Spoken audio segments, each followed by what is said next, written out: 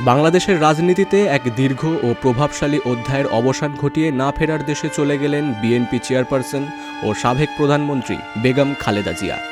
মঙ্গলবার ভোর ৬টার দিকে বাংলাদেশের রাজধানীর এভারকেয়ার হাসপাতালে চিকিৎসাধীন অবস্থায় তিনি শেষ নিঃশ্বাস ত্যাগ করেন।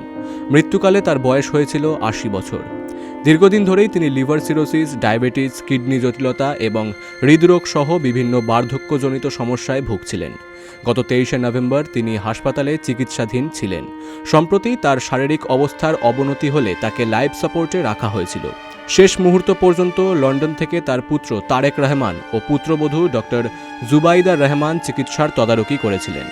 শহীদ রাষ্ট্রপতি জিয়াউর রহমানের স্ত্রী হিসেবে রাজনীতিতে এলেও নিজের যোগ্যতায় তিনি দেশের প্রথম নারী প্রধানমন্ত্রী হন। ১৯৯১ এবং ২০০১ মেয়াদে তিনি দুবার দেশের নেতৃত্ব করেন। নারী শিক্ষার প্রসার ও সামাজিক উন্নয়নে তার ভূমিকা চিরস্মরণীয়।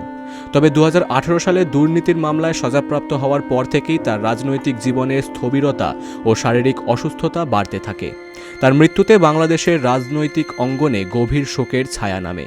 বিএনপি নেতাকর্মীরা প্রিয় নেত্রীকে হারিয়ে কান্নায় ভেঙে পড়েন। খালেদা জিয়ার প্রয়াণে বাংলাদেশ এক আপোষহীন ও কিংবদন্তি নেত্রীকে হারালো। Bureau report, big news Bangla.